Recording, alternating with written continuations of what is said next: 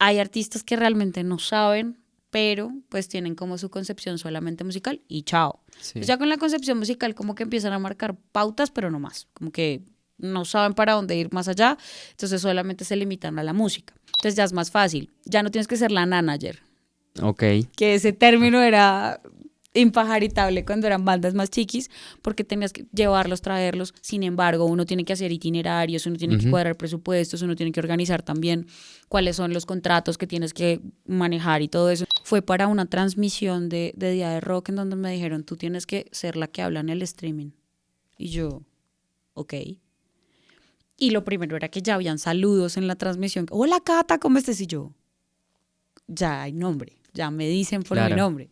Y la gente ya llegaba y ya, hola Cata, ¿cómo estás? Hola, ¿cómo te ha ido? Y yo, ya no tengo que presentarme 15 veces. Algo pasó.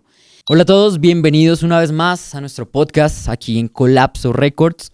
Esta vez tenemos una invitada muy especial, una periodista de hace muchos años, una gestora, una persona muy importante en la industria musical. Quiero que le demos un aplauso y una bienvenida a Catalina Chaparro. Así que, Catalina. Bueno, vamos a aclarar una cosa. Dímelo. Somos colegas, primero que todo. Mi carrera madre es publicidad, pero hace mucho tiempo ejerzo el periodismo y en este momento estamos también como certificando habilidades para que nadie diga que no soy periodista. Pero sí, la base es publicista. Y de ahí viene la visión de posicionar marcas en música. Ok. Esa es la primera visión. Partiendo de ahí, quiero que me cuentes justamente quién es Catalina Chaparro y por qué llegó a la industria de la música. Bueno, historia corta porque esto siempre se alarga un montón. Historia corta, resulta que siempre me gustó la música. Desde muy pequeña cantaba. Tengo formación musical de niña desde los 5 años hasta los 15, 18, hasta que me gradué realmente. Canté toda la vida, hice muchas cosas. Todo el mundo pensaba que esa iba a ser mi profesión.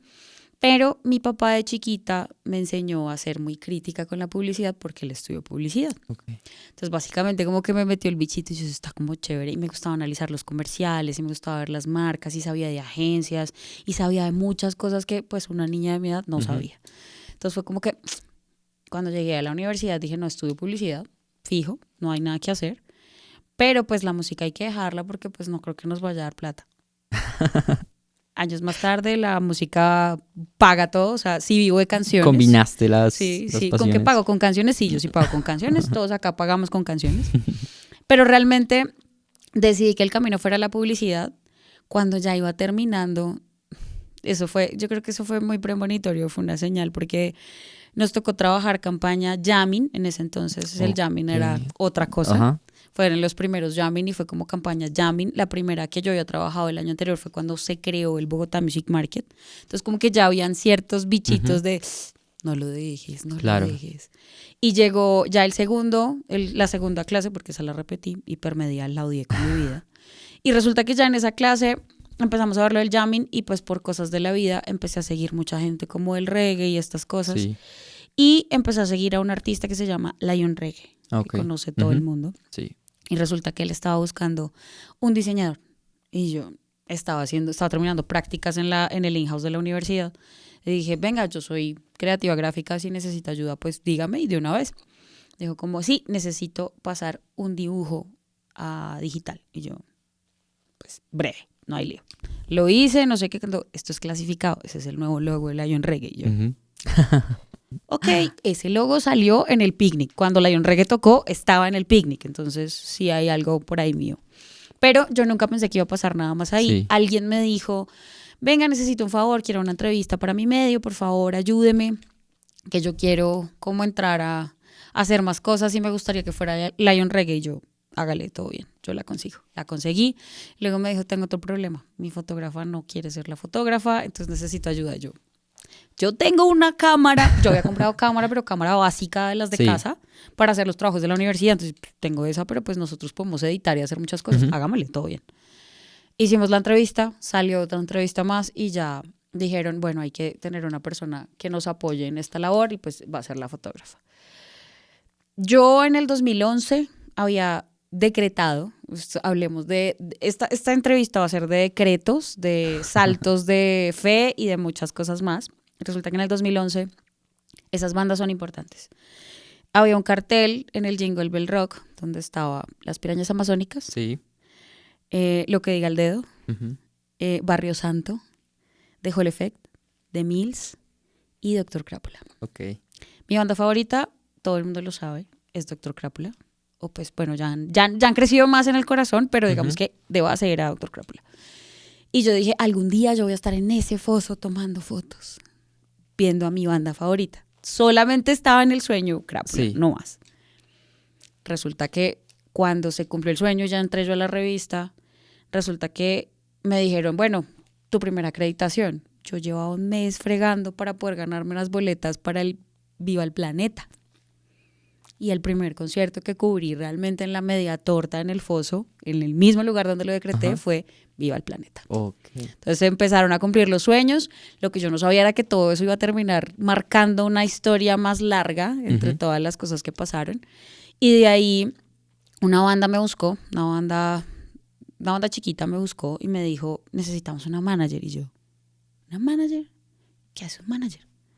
Me puse a averiguar, no, los managers son publicistas o son comunicadores. Y yo, ok, yo sé posicionar marcas. Me eduqué, me formé para promocionar marcas y para posicionarlas.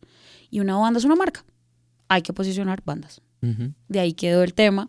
Y no quedó solamente en el tema de, ay, sí soy publicista y ya me las sé todas, sino Sí. que empecé a hacer muchos cursos, cualquier cantidad de cursos de los de IDARTES, desde formulación Ok, hasta sí. plantarios, Ceremus, todos los he tenido ya. Y pues eso me empezó a marcar también un camino en muchas cosas que no pensé. Entonces digamos que de base fue como entrar ahí. Hay un dato curioso y es que en algún momento la persona que dirigía ART no era yo, era una persona que fue la que la fundó y tenía otros amigos colaboradores que estaban con ella. Ella vivía en Argentina y en Bogotá había un coordinador. Ese coordinador terminó siendo una persona muy importante en una emisora que tiene de dial como 103.9. Justo cuando ese DJ, no vamos a decir el nombre, vamos a hacer famoso al DJ, pasó a ese medio, pues dijeron necesito un coordinador. Y ya me quedé yo en esa labor. Y años más tarde, para el 2015, ella dijo, estoy cansada, ya no quiero más, voy a vender esto. Y yo, muy arriesgada, dije, la voy a comprar. De ahí pasó a mis manos de muchas maneras, Ok. por un angelito de la guarda que dijo, te va a invertir y pues esta plata prometo que la va a pagar, prometo que sí, cuando dé más dinero lo voy a hacer. Pero básicamente como que empecé a construir un equipo, a construir muchas cosas, tenía equipo grande, equipo chiquito, Ujú. y así nació como mi historia con Art, que es la base de todo. Art Claro. Street Magazine es la base de la historia de Catalina Chaparro. Quiero, la vez pasada, justamente ahorita acaba de pasar el Bogotá Music Market y dentro de lo que dijiste me queda algo, el tema de las marcas y las bandas, que mucho artista le cuesta, sobre todo empezando, a identificar, porque a uno le dicen, es que tiene que pensar su banda como una marca. Y uno lo que cree es, tengo que ir a la Cámara de Comercio a registrar mi nombre de banda, o tengo que ir a, no sé, voy a ponerme un precio de tarifa. O sea, como que uno se va muy por los bordes, se va lejos, y es como no, o sea, pero tampoco hay alguien, un guía. Y dentro de estas charlas en el Bogotá, alguien dijo, no recuerdo exactamente qué charla, pero decían como las marcas, o sea, sí, las bandas son marcas, pero algo que toca tener en cuenta es que son marcas con valores. O sea, a diferencia de una marca cualquiera, son seres humanos, son personas que pues están ahí. O sea, no, tú no le puedes decir como a un logo, oiga, quédese quieto, oiga, póngase rojo, oiga, sino son personas que también tienen sus decisiones, sus no quiero hacer esto, sus caprichos. Entrando ya al tema de la música, de los artistas, sobre todo de trabajar con ellos, ¿cómo empiezas a desarrollar ese rol? O sea, después de Lion, después de Art, ¿qué bandas empiezan a llegar a ti? ¿Y cómo fue ese proceso de luchar con los egos, con las personalidades y todo esto? Empecemos porque ya después de ese momento en que me dijeron que fuera manager fue el momento donde nosotros empezamos a interactuar Ajá. sin hablarnos, porque hay que aclararlo, nosotros nos conocemos hace 500 años, pero no nos hablábamos, nos Sí. seguíamos en todo lado, pero no nos hablábamos. Ujú. Nosotros volvimos a hablar, o sea, entablamos una conversación seria hace 2 años, básicamente, para que tengan una idea, pero siempre supimos quién era el otro. Ujú. Resulta que empezaron a llegar bandas pequeñas, yo hice parte de la mesa de rock de Engativá, fui la secretaria. Fue un espacio muy lindo, hicimos conversatorios, hicimos otras cosas. me rompió la cabeza temas de hacer charlas en donde personas me decían que el camino podía ser manager y que podía ganar dinero y que podía no solo ganar dinero, realmente eso llegó después y se ha demorado bastante, pero creo que más el tema fue enamorarme de cómo construir esas marcas, de cómo llenar esos espacios, de cómo crear conceptos. Ujú. Yo en algún momento escuché que Jorge Ovalle decía que su tesis fue Manuel Medrano en la Javeriana.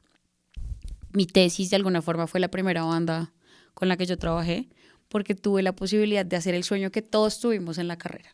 Todo publicista quería desarrollar una marca de ceros, hacer un logo, hacer la identidad, hacer el concepto, crear un vestuario, crear toda la magia alrededor de, Ajá. pero en este caso era una banda. Entonces tenía un concepto ya armado en cuanto al tema sonoro, al tema del storytelling que debíamos armar. Había que crear unas redes, había que hacer campañas de bien público. Todo lo que nosotros nos imaginamos lo logré hacer con una banda. Eso fue muy lindo, le agradezco mucho a ese proceso que viví en ese momento, pero de ahí en adelante empezaron a pasar 30 cosas más. Ya era como la persona que se enfocaba en los circuitos más pequeños, entonces conocía bandas chiquitas y empecé como a moverme en cada uno de esos circuitos lindos. Le agradezco enormemente a Báltica que me ha abierto las puertas 1000 veces y de ese circuito, que es el circuito madre para mí. Hay circuitos en todo Bogotá, muchas cosas, pero Báltica es donde uno llega sin una gota de idea de lo que pasa en la música. Okay. Donde puedes llegar sin un brochure, donde puedes llegar sin saber que es un rider, pero ahí empiezas tú a tener los pinitos y Sebas ha hecho un trabajo muy bonito porque él ha hecho un trabajo en donde la circulación se vuelve natural, pero al mismo tiempo se vuelve la exigencia de querer dar un salto y de querer dar un paso más, y eso es lo que involucra también los temas de formación. Entonces cuando ya empezamos a hacer esas cosas, fue como los primeros pinitos de decir, vamos a enseñarle a la gente qué se necesita para entrar en el mundo musical. Y no solamente desde el ámbito de vamos a tocar y tocar y tocar, Claro. sino cómo hacerlo un poquito más profesional. Entonces, cambiar ese chip es difícil. Obviamente, el ego del artista. Bueno, acá hay una cosa. El ego de un artista es rudo, pero el ego de un publicista es rudo y persistente. Entonces, nosotros ya de por sí somos bien canzones. Y nosotros, como somos demasiado persistentes en todo lo que hacemos, pues obviamente no nos rendimos fácil. Entonces empezaron las bandas pequeñas como a llegar, a trabajar en otras cosas, y luego empezaron, mientras yo estaba haciendo eso, mientras estaba haciendo también el tema de art, yo estaba trabajando en una agencia. Entonces yo tenía que tener horario de oficina hasta las 6 de la tarde y salir corriendo a los eventos y a las 11 de la noche salir. No me preguntes de dónde saco la energía, porque no sé, yo creo que venía con una carga extra de chiquita y la pila no se me agota, pero de pequeña yo era la niña más tranquila y calmada. Yo no era la niña revoltosa, yo era la niña que le decían, te sientas aquí, sí, y ahí me quedaba. No sé qué pasó de grande. Creo que en la universidad cambió mucho el chip, cambiaron otras cosas, y como que de ahí empezó esa curiosidad por querer enseñar. Me encanta enseñar, me gusta muchísimo. En algún momento también tuve la oportunidad de ser profe en una universidad y fue la experiencia más brutal que he tenido. Y todos estos conocimientos me permitieron empezar a dar esas asesorías. Pero asesorar a un artista es rudo. Ellos muchas veces, si tienen mucho conocimiento como en el mercado o en la industria, son un poco tercos, entonces es muy difícil guiarlos porque ya tienen muchos sesgos que pues creen que se manejan de cierta manera y pueda que no. Hay artistas que realmente no saben, pero pues tienen como su concepción solamente musical y chao. Sí. Pues ya con la concepción musical como que empiezan a marcar pautas, pero no más, como que no saben para dónde ir más allá, entonces solamente se limitan a la música.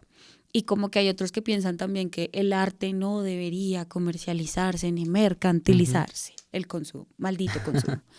Pero aquí es donde viene el reto para uno, porque uno empieza a ver los resultados cuando tú empiezas a trabajar en campañas digitales, cuando tú empiezas a invertirle a pauta, cuando tú empiezas a invertirle a temas de prensa, a temas de vestuario, a temas de imagen, a temas de las visuales. Un tema visual es básico porque es lo único que empieza a darte esa identidad también para que en un concierto te empiecen a identificar. También. Entonces, todo eso que vimos en la universidad, todo eso que nos enseñaron a hacer, y nos tocaba capotear clientes. Uno capoteando clientes, uno sabe que son difíciles y a veces uno quiere hacer el trucho más genial del mundo, pero no hacemos truchos porque es lo que diga el cliente, entonces terminamos haciendo solo promociones.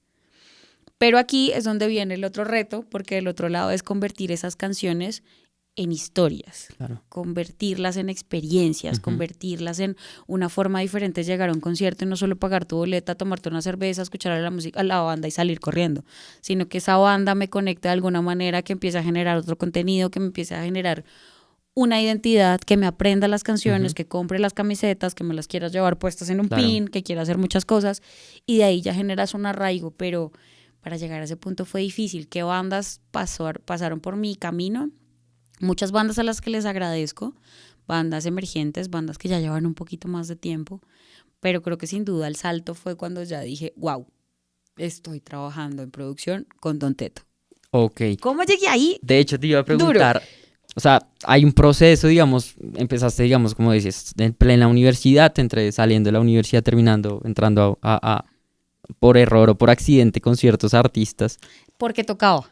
Claro. Y ahorita, digamos, ¿en qué momento dijiste, ya es un hecho, ya estoy trabajando en esta vaina de lleno? O sea, ¿cómo fue? Tuvo que haber un momento en que dijiste, esto ya es serio.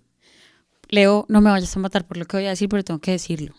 El síndrome del impostor es importante en esta historia también muchísimo. porque yo no entendí nunca y no entiendo todavía en qué momento es que ya estoy trabajando en esto. Okay. O sea, no lo entiendo, esto no existe. Mentira, Leo, yo sé que lo tengo que trabajar. Pero realmente yo creo que el salto empezó a darse en pandemia. La pandemia fue la que impulsó. Yo básicamente tenía que llegar a todos los eventos, a todos los lugares en donde yo pasaba. Tenía que presentarme 5 veces porque yo creía que nadie me recordaba. Yo creía que tenía una cara común, entonces nadie se acordaba de mi nombre. Y decía, ay, hola, soy Catalina. Y toda la vida, hola, soy Catalina, hola, soy Catalina. Y resulta que en pandemia pasaron muchas cosas locas y resulta que yo estaba un día en una cama como, nunca me voy a meter a TikTok. ¿No? A los 3 días de pandemia yo ya tenía un TikTok y yo ya hacía lip sync. Okay. Y odiaba, o sea, de todas las clases que tuve en el colegio, la música era lo 10, el segundo lugar era la danza y el último, y yo me escondía y de verdad era una jartera clase de teatro. Uy, qué jartera clase de teatro, yo no puedo con... Mentira. Yo simplemente estaba cerrada que eso no iba a pasar, pero cuando empecé a hacer los videos y todo, empecé a ver que era diferente. Y las expresiones mías son demasiado... Hago muchas muecas todo el tiempo me estoy moviendo para muchas cosas. Entonces, claro, sí había algo por ese lado. Y un día llegó alguien que dijo que necesitaba hacer unas entrevistas y le dije, todo bien, yo lo hago, vamos a ver cómo hacemos. Un amigo me ayudó, me enseñó a hacer transmisiones y bueno, esto se hace así, esto tiene un software y esto no sé, y pues teníamos que aprender también porque las bandas con las que trabajaba tenían que hacer lives en todo lado. Claro. Y en plena pandemia. Y la pandemia fue una locura porque terminamos haciendo lives para España, para Panamá, para Ecuador, para México, para todo. Y se devolvió. Entonces ya yo tenía que hacer entrevistas para artistas en Argentina, en México, y todo a través de la web. Entonces tenía que ayudarle. En ese momento trabajaba con Mr. Clover, con Los Malditos Oficinistas y hay un par de artistas más que llegaron, pero básicamente ellos eran los únicos con los que yo trabajaba y hacíamos muchas cosas. Y llegó un live que fue muy especial, que fue el de los 20 años de Lo que diga el dedo, en donde me pidieron ayuda para hacer una transmisión, para retransmitir una transmisión que ellos hicieron, punto. Resulta que pasaron esas cosas, un día me dijeron, hay que presentar unas charlas y hay que hacer una moderación para unas charlas de unos expertos para un festival, para Día de Rock, pero todo era digital. Ok, entonces ya me empezó a ver más gente. Hay que hacer un live para Canal Zoom, hay que hacer y empecé a hacer otras cosas que yo no entendía.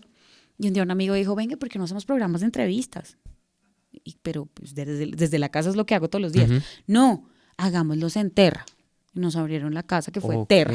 Wow. Y teníamos un equipo con comediantes, productores, un montón de personas con las que hacíamos todo.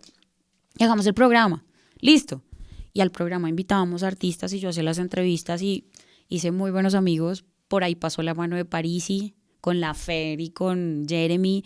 Por ahí pasó Doctor Crápula. Por ahí pasó Apolo 7. Pasaron muchas bandas. Sistema Solar. Yo entrevistando a Sistema Solar. Eso fue muy loco. Pero empezaron a pasar todas esas cosas y empecé a conectar de otras maneras.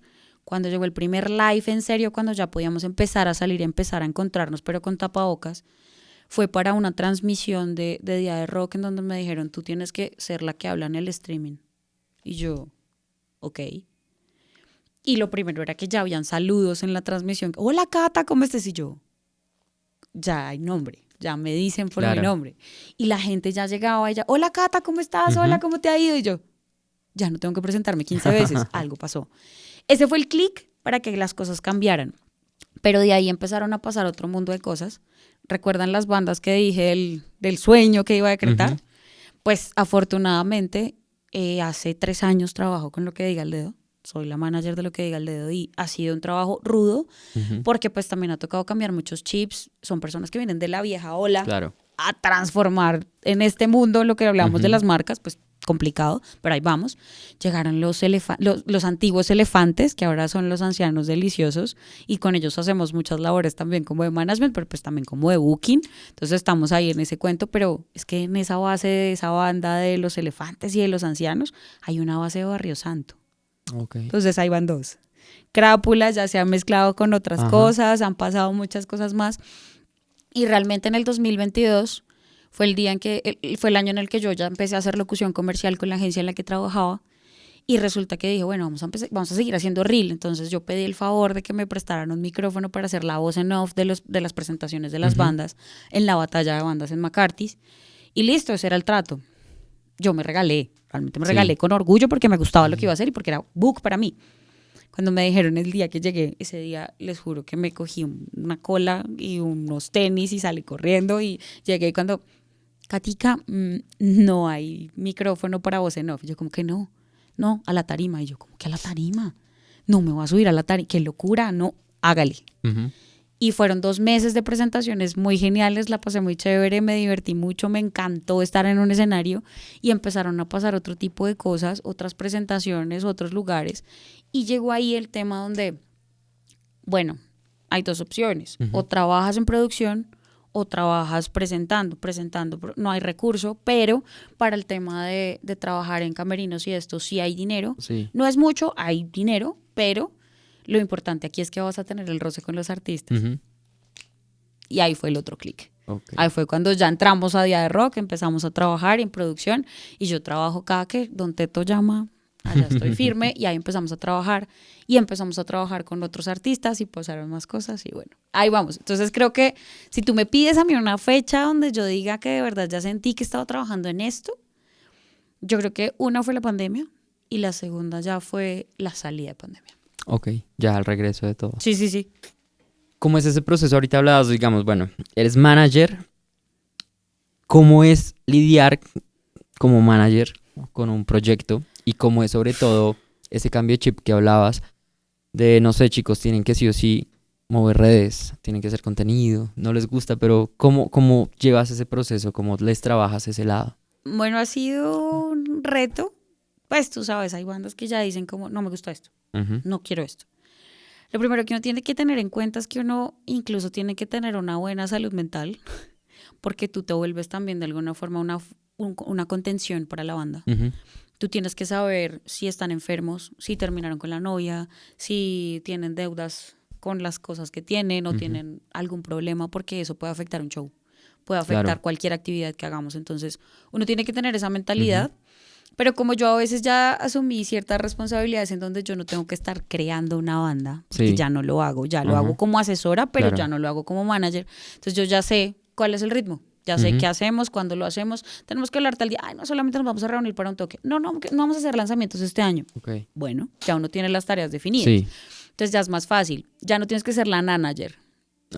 Que ese término era impajaritable cuando eran bandas más chiquis, porque tenías que llevarlos, traerlos. Sin embargo, uno tiene que hacer itinerarios, uno tiene que cuadrar presupuestos, uno tiene que organizar también cuáles son los contratos que tienes que manejar y todo eso. Entonces, como que te vuelves un administrador. Ese rol es muy importante porque tienes que coordinar muchas cosas que pasan dentro de la banda, pero aunque eres un Beatle más, no eres un artista. Claro. Tu trabajo está abajo, tu trabajo está atrás, tu trabajo está un mes antes haciendo la negociación y cerrando cosas y recibiendo anticipos y esas cosas, pero arriba están ellos brillando. Y eso quiere decir que el trabajo es conjunto para que eso se entienda. Creo que uno de los roles importantes es entender que cada uno de nosotros tiene importancia. Esto es un matrimonio horrible. Al manager es al que odian. A nosotros nos odian todos porque nosotros somos el aguafiestas, el de nos vamos temprano o el de, ok, se van a ir a desmadrar, desmádrense, pero los instrumentos tienen que quedar sanos y seguros, o encerrados acá, o sea, alguien se va, lo que sea, pero los equipos tienen que estar seguros. Entonces, uno tiene que ser a veces el aguafiestas. A veces uno no es el chévere. Yo soy la que no se toma. Yo me he tomado una vez un trago con cada una de mis bandas. Sí, Hay otros que no lo hacen así. claro. En mi caso es así. Pero también es un rol de seriedad donde tú tienes en tus manos los sueños de las personas, Ujú, aparte de los tuyos. Entonces ahí tienes que darle orden a eso. claro. Y ahora súmale cuando dije, ser jefe de prensa es horrible. Yo no voy a hacer eso nunca. Yo respeto mucho a la gente que hace eso. Yo no sería capaz de hacer eso. 3 doritos más tarde me propusieron eso y ya entender el rol desde lo que hago como manager versus lo que tengo que hacer como jefe de prensa, y que me ha ido muy bien afortunadamente. Creo que ha sido de los cambios de entendimiento entre una cosa y la otra que me han vuelto un poco más profesional. Ok.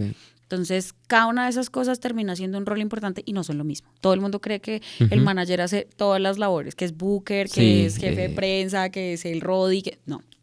Todos los roles son importantes y aquí hay un rol que es diferente.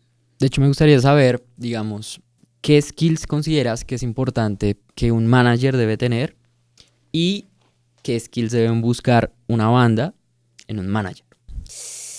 Bueno, yo creo que la paciencia es importante. Ujú, En los humanos yo creo que la paciencia, el carácter, debe tener carácter también, uno también debe decir no. ujú, Y no solo al artista, sino también, digamos, a los promotores, como, no, claro. es que te vamos a dar tanto. Y no puedo por eso. No puedo sin esos equipos, no puedo sin este rider, no puedo sin estas condiciones. Ujú, Entonces uno también tiene que tener carácter. ¿Qué más humano? Debe tener, la verdad, mucho amor por la música. Porque esto es un negocio muy complicado, lleno de egos, lleno de envidias, lleno de muchas cosas, pero también de muchas gratificaciones, de muchas bendiciones y muchas alegrías que uno vive todos los días. Pero uno debe ser demasiado fuerte y demasiado resiliente también en esta situación, porque hoy sabes que estás aquí, pero no sabes cuándo vas a estar acá, y tampoco sabes en qué momento saltas del punto bajo a un punto más alto y no sabes cómo pasan esas cosas. Uno tiene que tener mucho discernimiento también entre cuáles son las buenas y las no buenas oportunidades. Claro. Un pálpito ahí que le diga a uno como, a esta fiesta sí, a esta no vamos. Y en cuanto a profesionales, yo creo que uno debe saber de administración, al menos lo básico. Uno debe saber de publicidad, sí o sí. De marketing digital debe saber sí o sí. Tienes que tener nociones musicales. O sea, esto no funciona, no vibra igual si la persona es administradora netamente o si es un publicista netamente. Tiene que tener algún tipo de sensibilidad artística para que esto funcione, porque si no, no entiendes y también presionas mucho. Claro. Es como lo que nos decían en la universidad a nosotros de que el ejecutivo era el que maltrataba a todo el equipo. Ajá. Un manager puede hacer eso si no entiende desde la sensibilidad sonora y emocional de la música cómo funciona.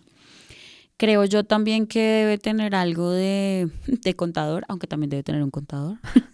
Debe tener algo de abogado, porque tienes que revisar contratos, y si no, tienes que tener uno detrás. Y tienes que saber de la producción también, de la parte técnica hay que saber. Tienes que saber qué exigirle a un stage, qué exigirle a un roadie, qué exigirle a un ingeniero, cuál es la diferencia entre un ingeniero de luces, uno de sala, uno de monitores, o el ingeniero simplemente que te acompaña para la producción. Tienes que saber cuál es el proceso de producción, máster, mezcla, todo lo que tienes que hacer para sacar una canción. Agregadoras digitales, todo este tema de cómo se distribuye, promoción. Tienes que saber de muchas cosas. Y por ejemplo, no sé, hay artistas que no entienden lo que decías ahorita del nana manager. La nanager. Nanager. Digamos, desde la perspectiva del artista a veces no entiende cómo va, conseguí manager y ya no tengo que hacer nada, solo ensayar y tocar. Tan lindo. Pero es porque no está esa cultura en sí, ese conocimiento de, es que mis tareas son estas, pero esto no lo puedo cubrir, esto ya es otra cosa, o esto lo tienes que hacer tú.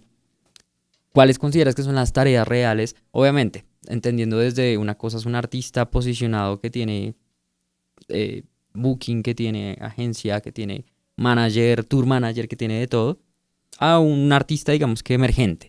Pero digamos, para un artista emergente o mediano, ¿qué hace? O sea, ¿qué es lo aceptable que haga un manager y qué no? ¿Qué tarea no le compete? Listo. Un artista emergente no necesita manager. O sea, digamos que es una necesidad inventada, que si lo tienes desde el comienzo es una bendición porque te ayuda un montón, pero también te limita, es como una tara a que tú aprendas cosas que realmente debes entender para entender en qué punto estás y cómo lograr otras cosas. Es como que un artista emergente debe aprender que si le cuesta, lo valora más. Entonces uno sabe que el artista emergente no necesita manager. Pero si lo tienes al comienzo, chévere, funciona muy bien porque te ayuda. Pero también te exige a que seas muy buen músico y muy buen artista para que respondas con el trabajo del manager. Entonces ahí tienen que estar los dos a la par. Si no, hay una relación que nunca se va a concretar y por eso creo que realmente en este momento me dedico más a asesorar a los artistas que a decir que trabajo como manager de artistas pequeños porque no funciona. Ahora, ¿qué funciones cumple uno ya cuando está como manager del artista mediano? Uno tiene que estar pendiente del itinerario, de las horas, muchos tienen muchos proyectos, entonces hay que cuadrar. Yo trabajo con bandas de ska, o sea, ya de por sí ustedes saben que trabajo con un batallón entero, entonces en las dos bandas hay mucha gente, pero estas personas trabajan con otros artistas y trabajan en otros proyectos, entonces hay que cuadrar. Cuadrar un ensayo es difícil, entonces tengo que saber los tiempos. Tengo que saber cuáles son los tiempos en donde nos comprometemos y no nos comprometemos a eventos porque la pueden barrar. Tengo que saber cuándo podemos coordinar, no sé, el plan de prensa o cuándo podemos coordinar también por la parte de presupuesto, cómo organizar el presupuesto y cómo saber cómo nos vamos a ir. No, es que me voy a lanzar una convocatoria que está en Pasto, en Ipiales. Y linda la convocatoria, pero ¿la podemos pagar? ¿Tenemos el tiempo para hacerlo? No. Entonces también uno tiene que tener mucha seriedad también en el asunto y las decisiones que toma, pero uno no las toma solo. Uno las tiene que tomar con el artista. Eso que te mandé para tal lado o conseguí tal cosa y te voy a hacer... No. O sea, el artista también tiene que tomar decisiones porque tienes que contar con su vida. Entonces ahí está una. ¿Qué cosas no se hacen? No plancho vestuarios. O sea, eso te encargas tú o tienes tu personal o tienes una persona que te ayude, pero eso lo hace cada persona. Cada uno tiene que hacer eso. Algún día una persona muy mala onda, no creo que se acuerde ni siquiera que lo dijo, es pianista de una banda de pop un poco conocida y me dijo que yo qué hacía. Me preguntó exactamente cuál era mi labor. Lo que me estás preguntando, pero no fue de la manera amorosa, sino fue de la manera ruda. Y yo pues no trabaja de la mano del artista, uno es la persona que le apoya a hacer las cosas que no puede hacer porque no competen a la parte musical, entonces uno se encarga de lo administrativo y de lo organizacional y lo logístico y ya.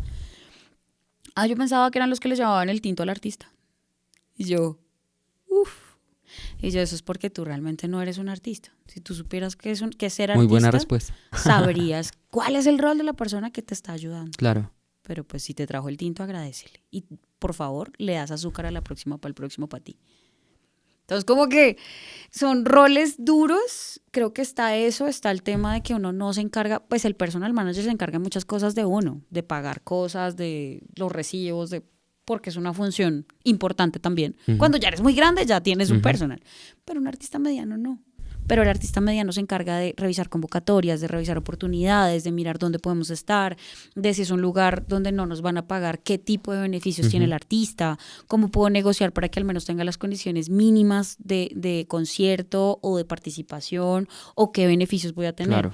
No es como regalar al artista para todo, porque pues no es como que en todos los bazares le vayan a dar un montón de cosas, pero sí es el que define cuáles son las cosas que te convienen como artista para ir creciendo. No es el que te ofrece de una vez decir, nos vamos a los Grammy, porque esto es un proceso. No es el que te dice, te voy a poner a tocar en tal concierto. No es en un año sacaste un proyecto y vas a tocar en Rock al Parque este año. Mentira, eso es mentira. El que diga eso es mentira, porque esto es un proceso que va creciendo año tras año y que si no eres consistente y si no eres firme ni disciplinado con el proceso, no va a pasar absolutamente nada. Te puedes ganar un concierto, te puedes ganar un festival, pero puede que el año ya ni siquiera te quieran ver porque no estás haciendo nada y nadie te conoce. Entonces aquí es donde llega una labor en la que es un camino a largo plazo, de mucha paciencia, de mucha resistencia, y a veces uno se cansa porque no ve los resultados rápidos. Entonces ahí es donde está el cambio. Quiero también que me cuentes, hay muchos imaginarios dentro de los artistas, sobre todo lo que mencionamos ahorita, digamos, el Rock al Parque, X Festival, girar, pero realmente hay cosas que no les funciona o a todo el mundo igual o que realmente no son como topes, como metas. La vez pasada hablando con Juan Toro, él me decía, no sé por qué todos los artistas ven los Grammy como una puerta o como una meta. Y claro, obviamente, o sea, está reconocimiento y todo esto, pero no hay que volverse músico para ganarse un Grammy. O sea, no es como el camino, pues lo que la mayor la mayor cantidad de personas pensaría. Tú, por ejemplo, consideras que, digamos, obvio, Rock al Parque, llegar a un Rock al Parque, sí, toda la banda de rock colombiana lo quiere, pero muchas veces pasa también que hay bandas que llegan al Rock al Parque y ya hoy en día no sabemos quién fue. ¿Cómo es este tema de esos festivales, de grandes logros, que a veces se trazan los músicos, pero pues que realmente no son el final, no son la meta llegar? Rock al Parque tiene una maldición. Tú llegas a Rock al Parque como banda y o la banda se acaba o la banda despega. No hay de otra. Ok. No hay otra opción. Esa es la maldición y todo el mundo, que me alegue a alguien si no está de acuerdo con esta afirmación. Pero de aquí pasan cosas y digamos que lo veo, este año tuve la oportunidad de verlo desde el punto de el artista nuevo que acaba de llegar a Rock al Parque y qué hace para que esto funcione, y el artista muy grande que dice estoy celebrando, esto ya les va a dar luces de quién fue, pero estamos celebrando porque la primera vez que salimos de nuestro país a un show importante fue para Rock al Parque en el 2000 y pico, y entender cómo mi vida se movía entre el artista pequeño. Este año tuve la fortuna de trabajar con los Bats, que son una bandota brutal. Y pues es la banda pequeña que acaba de pasar a Rock al Parque y que no saben qué hacer. Sí. Tenía la oportunidad de trabajar en el equipo de prensa de Cuarteto de Nos. Entonces, la brecha entre el uno y el otro es grandísima. Claro. Y ya saben que también este año estaba Don Teto. Entonces, pues como que el corazón estaba muy lleno de muchas cosas bonitas del proceso que se ha vivido. Ahora, cuando una banda llega a esto, yo lo primero que hice con los Bats fue decirle, venga, ¿ustedes tienen equipo? No, pues sí, el equipo técnico y esto y lo otro. Y yo, ¿y qué van a hacer? Una banda en Rock al Parque puede pasar sin pena ni gloria porque no hacen prensa, porque no hicieron pauta, porque no hicieron invitaciones, porque no pasaron cosas, pero pueden tener otro tipo de recepción si se están moviendo de otra forma. Y los Bats se han movido de una manera muy loca. O sea, parte de lo que ha pasado es que estaban tocando ahí, pero 8 días antes estaban en las finales del Teatro con Subsidio, y estaban haciendo otros procesos y estaban tocando en otros lados. Y si una banda está trabajando juiciosa y te coge el proceso de Rock al Parque y pasas y tienes ese boom y tienes la persistencia para seguir y el compromiso para seguir con la banda despega. Pero si no, pues simplemente es un objetivo y se va a volver, puede ser también algo que está pasando mucho, y es que se vuelve la tara de, ok, cada 3 años nos podemos volver a presentar. Entonces ese nivel nunca se va a pasar, porque va a ser como, siempre hay que llegar ahí. Listo, ya pasamos, genial, ahora en 3 años volvemos a presentarnos, pero no pasa nada. Y esto no es solamente un fenómeno de Rock al Parque, es un fenómeno de Rock al Parque, de Salsa al Parque, todos los al parques y todos los festivales. Si tu meta es esta, entonces después hay que poner una más grande. Entonces ya no es Rock al Parque, la siguiente va a ser Estéreo Picnic. La siguiente va a ser, bueno, y dentro de esas también tiene que estar que Día de Rock, que el Festival de la Sabana, el Festival de Chía, el Festival de... Y así empezar a crecer. Claro. Y ya la meta siguiente tiene que ser una circulación nacional. Entonces la circulación nacional tiene, ok, entonces quiero tocar en Ibagué, quiero tocar en Pereira, quiero tocar en Manizales, quiero tocar en... Y empezar a salir de esa zona es hacerlo inteligente. Realmente creo que es la fórmula única en donde las cosas van a funcionar. Pero esto no va a pasar si tú no sigues haciendo redes, si tú no sigues moviendo música, si tú no sigues haciendo promoción y si no sigues trabajando porque el proceso siga vigente. Si estás ahí y sacaste canciones hace 15 años, pero no estás moviendo nada, pues no va a pasar nada. Y más hoy en día, que también el tema de las redes sociales, yo tuve un proceso como que yo como músico empecé antes de que Instagram se tomara en serio, de que TikTok existiera, y pues la promoción era una vuelta muy diferente a lo que es ahorita. Sí. De hecho, con los Bats, a los Bats, así entre paréntesis les debemos algo, estamos pendientes de eso. Ya después te cuento. Pues nada, lo que mencionas también, digamos, hoy en día hay muchos festivales, hay muchas como puertas tanto del rock como de la música en general, y algo que también veo mucho en el público y sobre todo en la nueva generación es que la gente ahora escucha de todo.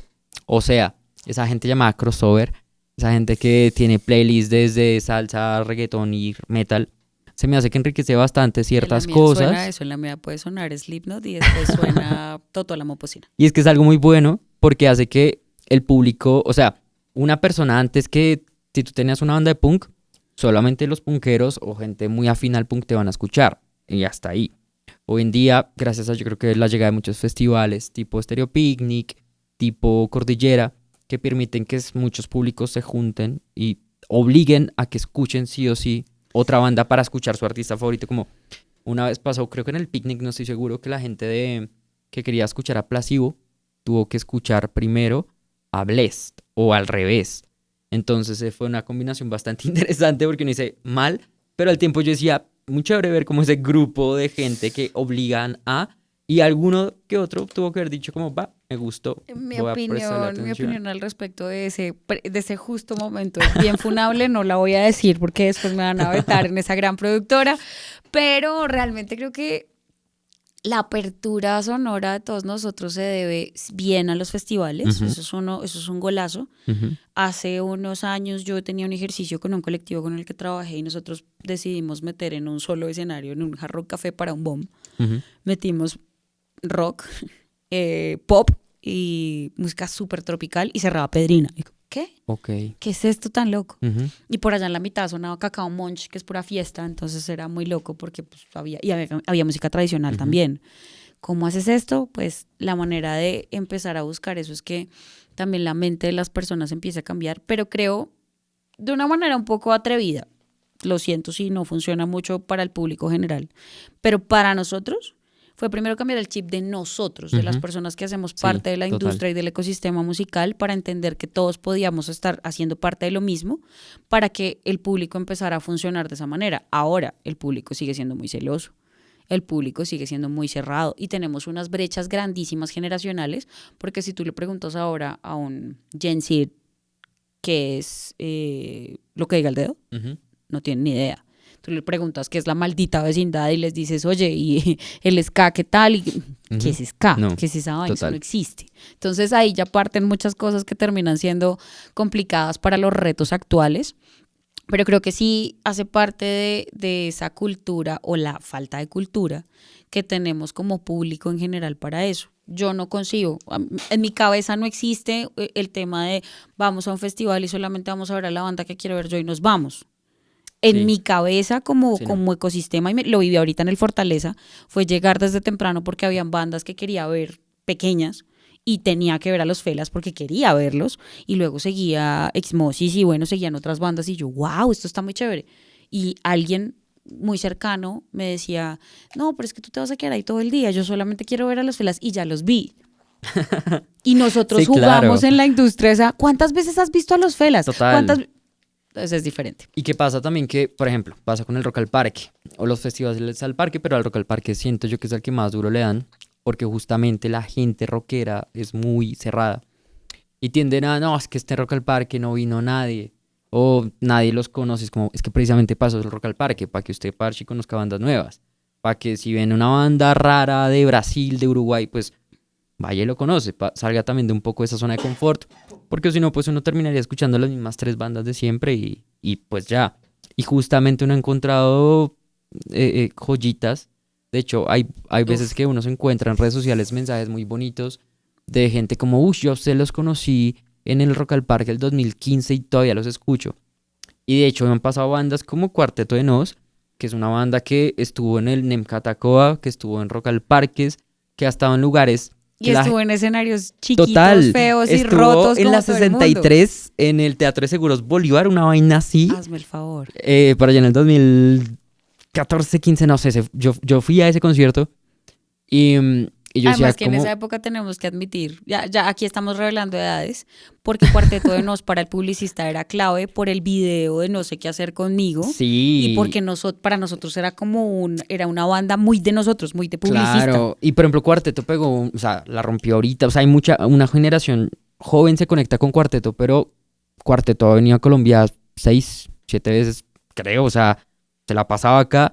Y ahorita, hasta ahora la gente es como, uy, no, descubrí esta banda. Y a veces es como, chévere, bonito, lo Para el público descubriste, nuevo sí, pero mira que por claro. ejemplo nos pasó en un fenómeno el año pasado en el Movistar, que pues en el Movistar sí pueden entrar niños y tú veías niños de 10 años disfrazados de los personajes de Ujú. Cuarteto de Nos. Entonces uno dice como, wow, y está la persona súper adulta, El papá y el niño. el papá casi abuelo, Ujú, y está ujú. el viejito como nosotros, ya somos viejitos, aceptémoslo, y está la gente más joven también gozándose la banda, y una banda que logra ser totalmente aceptada generacionalmente es brutal. O sea, creo que es una banda que perdura. Total, es increíble. Aparte que conecta a todo tipo de público, Sí. justamente por eso. O sea, han tenido esa magia de poder conectan por las letras tan crudas, tan reales, tan honestas que una persona de 60 años siente lo mismo que el Sí. adolescente de 15 años que no sabe qué hacer cuando salga del colegio. Sí.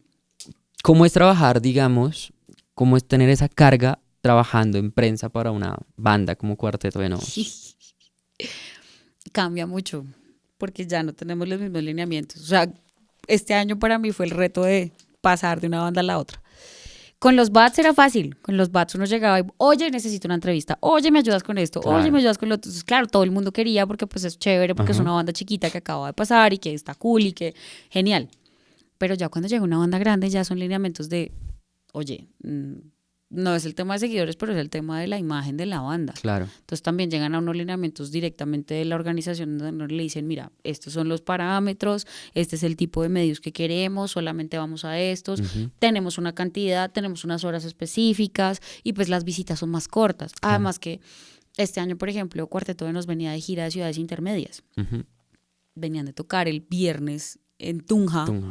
Llegaban a descansar el sábado, el domingo y el lunes tocaban. Entonces, ya de por sí era rudo el tema, entonces solamente podíamos hacer algunos medios el domingo y otros medios que ya hacíamos directamente en el parque. Pero es tener la organización también de eso, la seguridad, el equipo de seguridad se vuelve importante porque uno no entiende eso, pero resulta que cuando llega el artista tan grande, ya estamos en un nivel con Cuarteto en el que tiene que haber una seguridad para que tú puedas sacar al artista porque si no, no te dejan. Entonces es chistoso porque pues uno nunca ve eso, pero ya pasarse a ese nivel es raro. Ya decir como, ok, vamos con estos medios, vamos con estos otros, a este no le damos, a este no podemos, este está...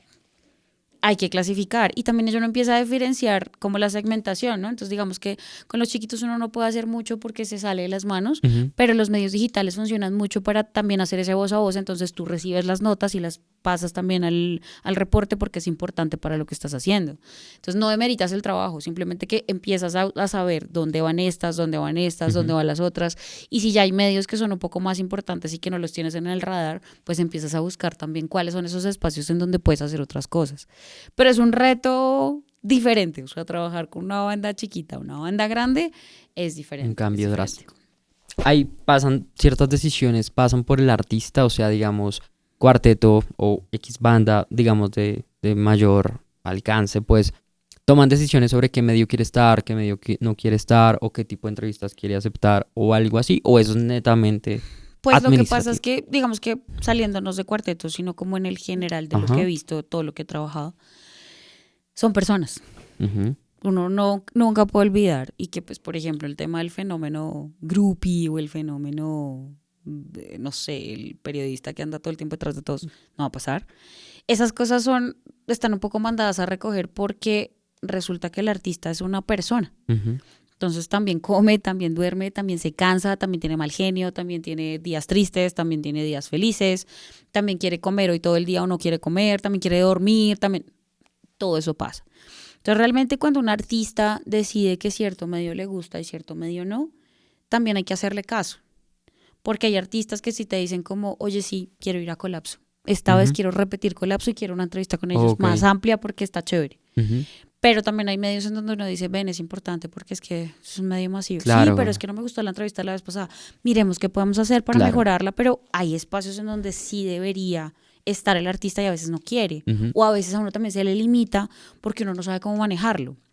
Entonces hay que escucharse entre todo el equipo. Lo que yo te decía, desde lo más mini a lo más grande, hay que escuchar al artista. Entonces no es como decirles, tienes 30 entrevistas esta semana, sino, tienes estas entrevistas, con estas vamos, con estas no. Claro. Los artistas te preguntan, ¿qué medio es ese? ¿Quién me va a entrevistar? Claro. Y es una curiosidad genuina, no es como que los matamos en cualquier medio de medio pelo, ahí de 3 seguidores. No, mentiras, todos empezamos teniendo poquitos seguidores, eso no importa, los seguidores no son importantes. Lo que importa es la calidad, lo que importa es también el trabajo que tenga. Y también hacerle ver al artista por qué es importante estar en un medio así sea grande, mediano, chiquito. Entonces hay que verlo y hay que tener obviamente esas recomendaciones porque no solamente es él. Detrás de una banda grande también hay management, hay otros equipos, hay otras cosas o limitantes de tiempo. Entonces uno tiene que jugar con eso. El tema creativo, digamos, cuando entras a pensar, digamos, eres manager, tienes un artista, pero no sé si te ha pasado en algún momento y sería muy interesante si tienes alguna anécdota de algún artista que va a lanzar una canción y que definitivamente el mensaje de la canción o no vaya contigo en cuanto a, no sé, el ideal de lo que quiera transmitir el artista con esa canción, o la forma, como no sé, es que yo quiero en esta parte del show, yo, no sé, saco un cráneo de vaca. Y es como, ¿cómo hago? ¿Cómo le explico que no es buena idea? ¿Cómo es esa negociación ya en el aspecto creativo porque te le estás metiendo al rancho del artista? ¿Cómo le haces? Yo no tomo decisiones, un manager no toma, pues Ajá. no sé, yo personalmente considero que un manager no toma decisiones en el término creativo, o sea, no te metes en la música. Ujú. Aparte que el matrimonio productor-manager ya de por sí es muy complicado y no se entienden a veces. A veces el uno habla en chino y el otro habla Ujú. en francés, o sea, no se entienden, de verdad. Así vayan diciendo lo mismo, es Sí. muy difícil esa relación. Entonces, de por sí ya que el manager trate de meter las manos en eso, grave. El manager te puede decir cuál es la canción, te puede recomendar qué canción podría ir en campaña como para que sea la más fuerte, la de la Sí. mitad, la que tenga como un lanzamiento un poquito más suave, Ujú. listo. Pero decidir como en esos términos tan técnicos o tan de producción no está bien. Ujú. Entonces digamos que ahí ya no. Pero en cuanto a las campañas y eso creo que es una parte importante del manager. Es la dirección creativa, es la persona que puede enfocar cuáles son los objetivos reales. Es netamente el trabajo que nos enseñaron en la universidad. Ujú. La estrategia creativa de comunicación y la digital, en donde tú estableces parámetros de cómo tiene que ser el proceso y cómo esa creatividad tiene que enfocarse en las cosas que estás haciendo. Ahora, si me vas a meter un cráneo de vaca, me tienes que justificar por qué. Ok. O sea, si tú, Ujú. ¿sí? ¿Quieres eso? No, es que voy a traer a un coche con niños llorando. ¿Por qué los Claro. necesitas? ¿Dónde se conecta con la canción? Ujú. No, pero pues, no, puede ser muy creativo y muy volado, pero necesito saber por qué tengo que pasar por un riesgo como ese Sí. para poder hacerlo. Entonces ahí es una negociación, es Ujú. un juego entre las dos personas como, ¿y si lo metemos por este lado? ¿Y si lo metemos por este otro? ¿Y si Ok. miramos esto por acá? ¿Y si miramos? Hay bandas con las que uno tiene la licencia de hacer cosas y hay otras con las que uno dice, ay, no voy a pelear. Ujú. Dejémoslo y que se maten y que les vaya bien o que Ok, les vaya mal. ok, Uno ok. también hay momentos en los que dice, ya, hasta aquí está mi Sí. batalla. Pero uno tiene que ser consciente de que la imagen del artista siempre tiene que cuidarse y que uno es la persona responsable de eso. Si ya se sale de tus manos y ya el artista dice, me voy a subir fumando lo que Eso te sea iba a al decir también. escenario, grave. Para mí, por ejemplo, el tema del trago y eso es, yo soy bien ñoña para el tema. O sea, como que quieren tomar, después del show, hagan Ujú. lo que quieran. Antes de eso siento que, pues sí, a veces hay un chocito como para quitar los miedos y Claro. esas cosas y está bien, pero ya cuando se suben como tan vueltos nada es complicado porque no hay respeto por el público. Entonces esa es una labor también que uno tiene que hacer como de, Ujú. ven, regulémonos, hagamos esto de esta manera, hagamos esto así. Ya uno también tiene negociaciones en donde uno ya dice, bueno, ya sabe cómo es su banda, entonces uno, bueno, está bien, vamos a pedir una botella de algo para el final. Entonces uno ya sabe que en el catering uno pide eso porque es Sí. algo que se necesita, pero simplemente es algo Un que ritual. quiere el artista o el ritual Ujú. o la despedida o lo que quieras. Pero uno ya sabe que hay ciertas cosas que se necesitan, otras que no, y hay otras que se pueden ir negociando y que se pueden también cambiar para que la forma en la que funcione tu trabajo sea mucho más amigable. No te hagas el trabajo difícil, sino Claro. pues cambia trabajo. Y por ejemplo, con el tema, hablábamos al principio de las personalidades, los egos, pero digamos ya cuando esa personalidad interrumpe tu labor, por ejemplo, tienes que cuidarle la Cuando ya estoy imagen, volteando los ojos. tienes que cuidarle la imagen a Pepito, a X banda, pero Pepito se la pasa borracho saliendo de todo lado, metiéndose en líos y viral en TikTok. ¿Qué hacer? ¿Hay un plan de contingencia? ¿Hay algo? O sea, ¿hay uno qué? Le pasó a una amiga, no me pasó a mí.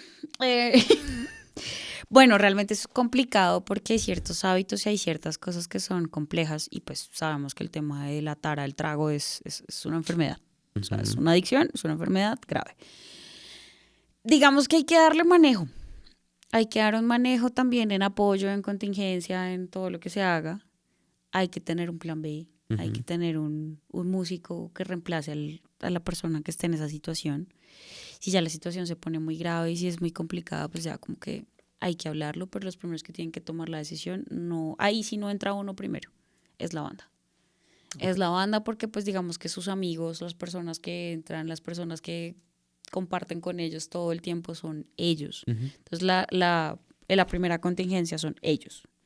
Después de eso, si ya toca tomar decisiones y ya es otra persona la que tiene que manejarlo, pues Ya sea manejo, ya se hace comunicado, ya se hacen cosas como salió la persona o la cambiamos o lo que sea. Pero manejar esos planes es muy complicado. Mira lo que le pasó, por ejemplo, a Molotov ahorita. Tomar la decisión Total. de que Tito tuviera que darse un descanso y que tuviera que entrar a rehabilitación y tomar la decisión de Jay de la Cueva. Y son cambios que son drásticos, que son rudos, pero que también hacen parte del proceso. Claro. Y que en parte el público ya lo entiende. O sea, cuando son temas así muy densos, como que es fácil comunicarlo de cierta forma porque como que es muy visible ya. Sí. O sea, em, ¿qué tips me gustaría que nos dieras para bandas emergentes ahorita? Que decías, una banda no necesita un manager, No, de primeras o no. pero ¿qué tips le darías justamente para reemplazar eso? O sea, como 3 tips que una banda sí o sí emergente necesite para tener en cuenta, para darse a conocer, no sé, Listo. ¿qué le daría? Primer tip, identifica los roles en tu banda antes que afuera.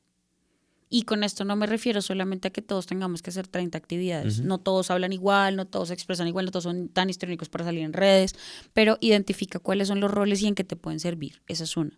Los amigos, la familia también hacen parte de la banda.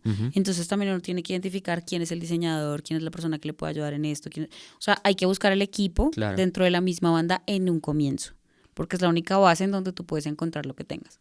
Más allá, si necesitas un proceso más profesional y necesitas a alguien que sepa un poco más del asunto, pues ya tienes como las nociones. Segundo tip, sigan estudiando, pero no solamente se enfoquen en la parte de producción musical, porque pues es súper importante. Y pues el artista es artista y aprende a ser músico genial, o aprende producción, o aprende varias cosas, pero también vayan a talleres, vayan a cosas en las que les ofrezcan como una asesoría o como que puedan hacer otras cosas como para enfocarse también en saber cómo distribuir, cómo funciona una agregadora, cómo funcionan los derechos de autor, cómo funciona la pauta digital. Esas cosas nutren porque son cosas que no tienes a la mano. Entonces, como no hay un manager ni hay una persona que lo haga, te toca a ti. Entonces, la banda tiene que aprender a hacer esas cosas. La tercera, no coman ansias. Todo lo que tenga que llegar, llegará en el momento que sea y de la forma que tenga que llegar. No hay necesidad de presionarlo, de forzarlo, ni de hacer que tenga que pasar todo ya, porque la vida no pasa ya. La vida puede pasar en unos años, la vida puede pasar más adelante, pero si no eres persistente, no eres constante y no eres disciplinado en lo que haces, ese proceso tampoco va a llegar. Entonces, no comas ansias, pero trabaja porque las cosas lleguen. También ya quiero hablar de ti en sí. ¿Tú tienes algún ritual, no sé, al momento de prepararte para hablar con un artista o una reunión importante, un show? ¿Tienes como algún ritual personal que digas, siempre me ha gustado hacer esto, o al terminar hago esto? O no sé, cuando te sientes desmotivada, como tal canción, tal película, tal libro, siempre me regresan acá. Un polo a tierra, eso es bueno. Creo que hay algo importante que uno tiene que tener siempre claro, y es que cuando tú sales de los eventos que sea o de los lugares que sea, tú tienes muchas energías encima, ¿no? Lo primero es llegar a lavarse las manos a su casa. Te lavas las manos y te quitas la ropa y cambias y estás en otro mundo. Y si la puedes echar a lavar de una vez, de una. Es demasiada energía, entonces mejor. Y le diste la mano a muchas personas. Y si te puedes entrar a bañar, mejor. Entonces eso es un buen como de limpieza cuando llega uno. Sí. Antes de una entrevista, pues prepararse, leer bien el comunicado de prensa. Son tareas mínimas que no te cuestan mucho, amigo periodista, no hagas eso.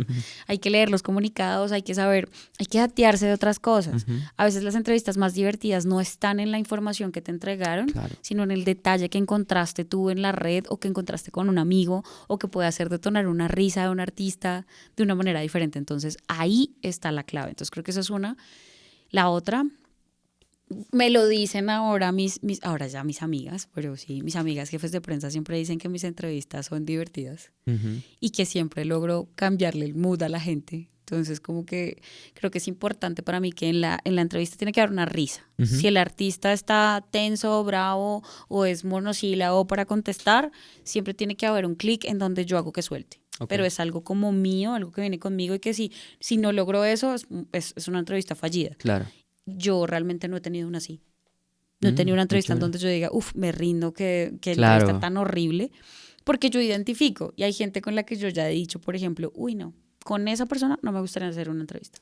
No me sentiría como, me sentiría como, y sería demasiado ego, entonces no. Pero cuando yo siento que el artista es chévere, es importante lo que decías ahorita, como de cuál es el feeling que uno debe tener para trabajar Claro. como manager. Ujú.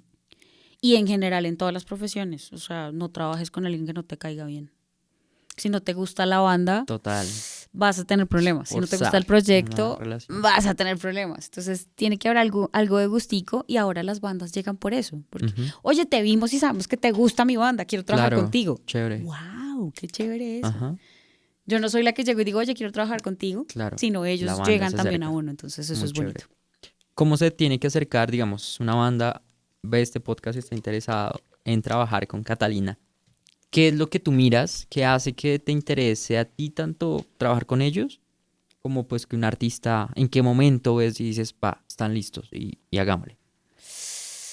Uf, yo creo que algo importante es que no me lleguen como cuando llegan lanzando cualquier canción y llegan a mi perfil personal y, ay, hola, mira, te comparto mi canción. Yo lo ignoro. Ok. Yo de entrada lo ignoro. O sea, me pasó hace poquito, en Twitter hay una doble personalidad, la personalidad muy amable, la personalidad muy odiosa. Ujú. Si es un artista y me llega por Twitter, tengo que revisarlo bien como para saber cómo está la cosa. Ok. Porque puede ser alguien muy cercano que sabe de fondo, sí que trabajo en Ujú. música y por eso se atrevió a hacerlo por Twitter. Sí. Bueno, por X, no importa. Soy Twitter, Sí, sí. voy a seguir siendo Twitter toda la vida. Pero si llega una persona así como con esa actitud como tosca, como por un video, ah, mira, te paso mi video. A veces soy odiosa. Ujú. A veces digo, ¿me lo estás enviando porque soy tu contacto y quieres que lo vea? ¿O necesitas algo de música? Ujú. Cuando no la captan y ya se, no, es que te estoy mostrando mi lanzamiento. Ya, chao. Sí, De entrada ya es como, descartado. next, no le paro bolas. Ya ignoro, ni siquiera veo el video, ni siquiera lo Ok, abro. ¿Para qué ok. te regalo un view si no te importa mi trabajo, si no te importa simplemente llenar un skill con un número? Ujú. Chao. Pero cuando yo veo que es alguien como interesado en un tema musical, los dirijo al medio. Ok. Y hay una prueba base. Envíame el comunicado de prensa. Ok, chévere. Entonces es la primera base porque muchos no lo tienen. Ujú. Entonces te van a llegar cosas como, no sé, algo bajado de una inteligencia artificial, o te va a llegar algo como, sí, sí lo tengo, y es un escrito en el correo. Claro. Entonces uno ya sabe e identifica. Entonces ahí ya tengo un filtro. Es una banda con la que yo puedo trabajar asesorías, por ejemplo. Ujú. Es una banda con la que yo puedo empezar en un plan de prensa pequeño, con el que yo puedo medir cosas, pero también debo ser inteligente en saber si necesitan eso, necesitan otro proceso, necesitan otra cosa. Ahí es donde uno empieza a entenderlo. Cuando ya me llegan con todas las herramientas y me llegan el EPK y todo completo y todo se ve como súper genial y súper engalladísimo, pues uno ya dice, no, esta banda sí es una banda con la que yo quiero trabajar y me tiene que gustar la música. Ok. Porque es muy difícil, o sea, pues no me ha tocado trabajar con un proyecto que yo diga como, no puedo, pero sí considero que si no me gusta no lo voy a hacer con el mismo amor. Ujú. Y es algo que no podemos hacer, por ejemplo, cuando trabajamos en publicidad. En las agencias no puedes decir si te gustó el producto, si te gustó la marca o te gustó el cliente, sino Claro. te toca y te toca ser creativo porque te toca. Mientras que uno trabajando de esta manera un poco más indie y un poco más independiente también de corazón con el Ujú. compromiso que tienes, pues ya también haces las cosas más con el alma que simplemente por hacerlas y por ganar plata. Por ejemplo, mencionaste también nuevamente el tema de la publicidad, que va muy de la mano también con...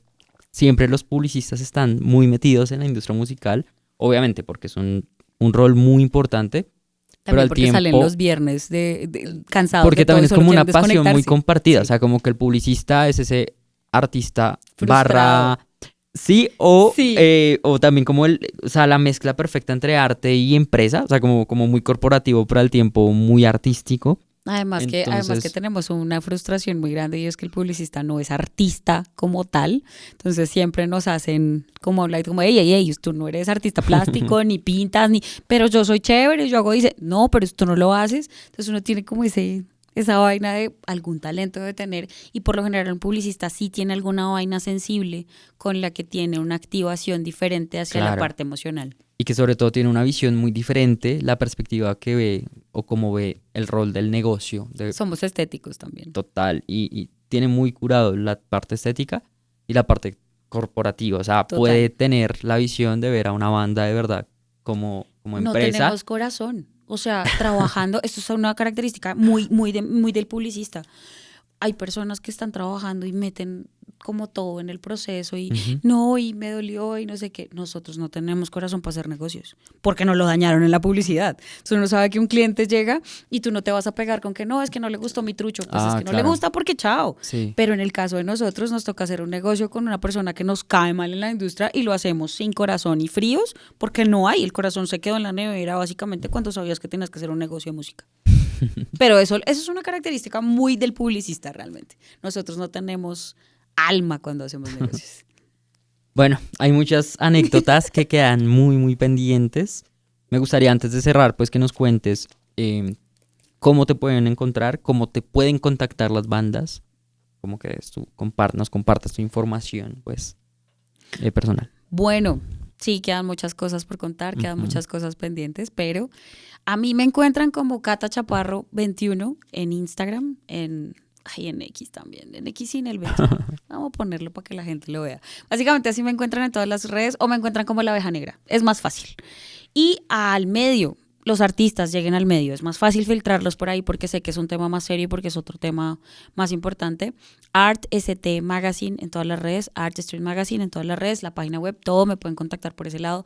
Si necesitan asesoría, si tienen un lanzamiento, si quieren que vayamos a cubrir un evento, que quieren que les ayudemos en algo, ahí está.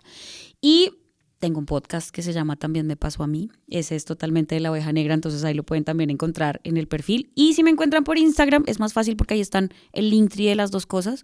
Y ahí tienen el personal y tienen el de Art para que también entren a todos los links. Catalina, muchas gracias por tu tiempo. Tenemos que seguir extendiendo porque hay muchas cosas, sobre todo muchas... Haremos otra parte, luego Ajá, haremos otra sí, parte. Sí. Y pues nada, muchísimas gracias por estar aquí, por tu tiempo. Y pues nada, nuevamente agradecerle a todos por ver este capítulo. Recuerden que nos encuentran como Colapso Records en YouTube, también en Instagram, en todas las redes sociales. Y nos veremos en un próximo capítulo. Así que, chao, chao.